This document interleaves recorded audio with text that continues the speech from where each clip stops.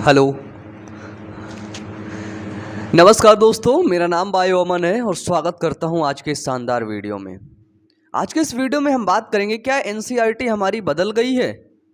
जैसे कि आपको पता है कि 2023 की जो एनसीईआरटी थी वो अप्रैल के महीने में ही आ गई है ना। तो अप्रैल के महीने के अराउंड अगर देखा जाए उस एनसीईआरटी में क्या क्या सिलेबस थे, क्या क्या चैप्टर्स थे, तो उसके लिए वीडियो मैंने बनाया ही है, आप लोगों ने देखा ही है। अब बात करते हैं जो अभी की एनसीईआरटी का पैटर्न है कि एनसीईआरटी में अब रियल में चेंज हुआ है कि नहीं। हम इस टॉपिक पे बात करेंगे आज। एनसीईआरटी में चेंज हुआ है या फिर नहीं। ठीक है, कई लोग कह रहे हैं कि 30% सिलेबस आपका रिड्यूस हो गया है, कुछ लोग कह रहे हैं नहीं हुआ है। तो आखिरकार ये क्या मामला है। ठीक है, और हम बात करेंगे कि आपके नीट में भी कोई चेंज हुआ है कि नहीं। ठीक है, नीट एग्जाम में बेसिकली हम यहां पर सिलेबस की बात करेंगे। ठीक है, सिलेबस हम देखेंगे कि एग्जाम पैटर्न में या फिर कंटेंट में कोई बदलाव हुए हैं कि नहीं। तो सबसे महत्वपूर्ण सूचना आपको बता दें कि एनसीईआरटी में चेंज दोस्तों हुआ है। ठीक है, हुआ है। जैसे कि आपको पता है कि 11th और 12th में बायोलॉजी में टोटल आपको कितने चैप्टर पढ़ने पड़ते थे। तो टोटल चैप्टर पढ़ने पड़ते थे 38। कितने? 38 चैप्टर पढ़ने पड़ते थे।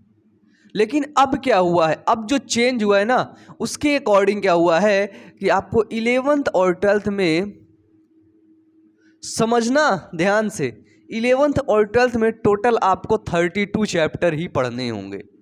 कितने चैप्टर? 32 चैप्टर। अब बोलोगे भैया कि ये 6 चैप्टर कहाँ गए? कितने चैप्टर? ये 6 चैप्टर कहाँ गए? ये हवा में उड़ गए क्या? देखो, ये हवा में नहीं उड़े, ये रिड्यूस हो गए हैं। ये ठीक है, ये कट हो गए हैं। ठीक है, अब इनको पढ़ना ही नहीं आपको। 6 चैप्टर बच्चे आपके 32 चैप्टर। ठीक है, अब इन 32 चैप्टर को आपको अच्छे से पढ़ना है।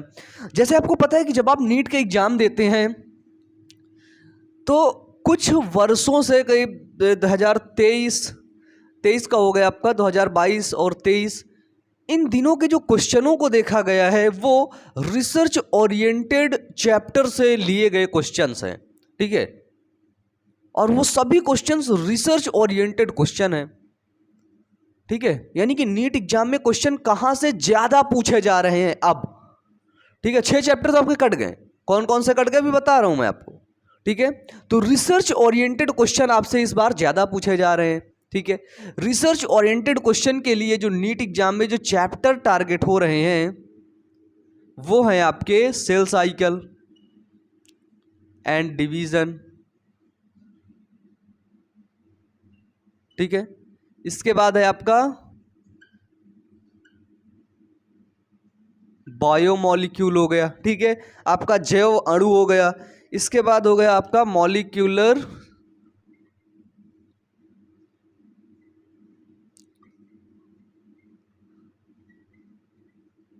Basis of inheritance.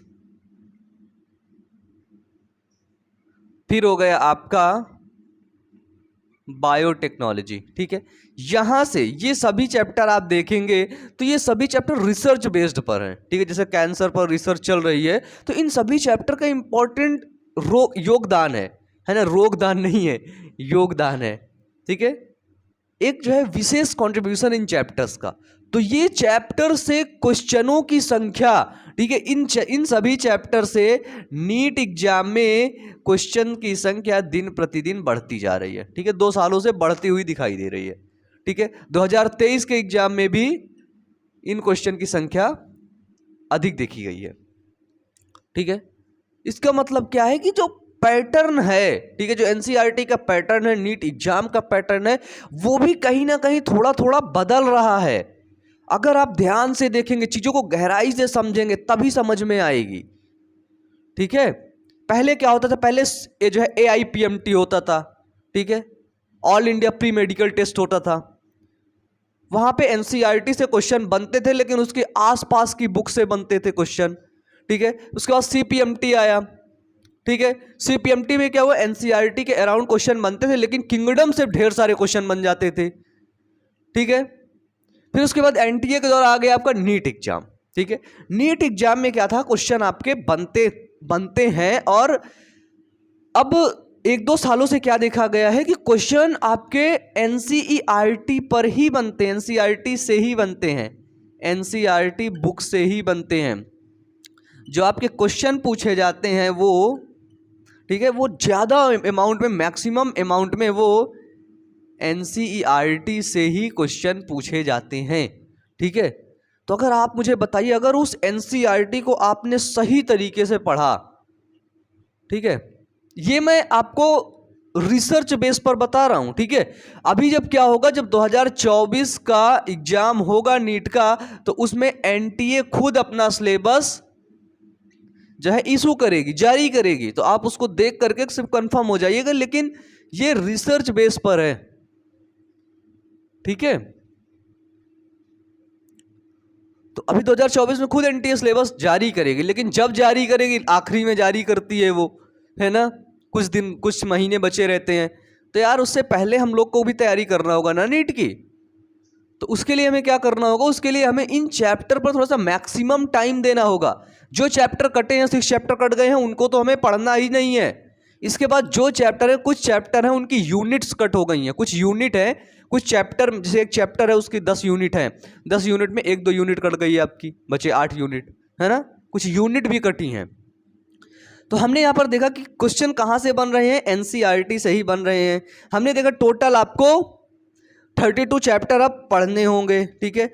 नया सिलेबस 2024 नीट एग्जाम के अकॉर्डिंग क्या होगा आपका, ये 6 चैप्टर कौन कौन से, पहले इनको देख लेते हैं, ठीक है। 11th के लिए चैप्टर देखें हम, ट्रांसपोर्ट इन प्लांट हो गया आपका, mineral nutrition, transport in plant, mineral nutrition,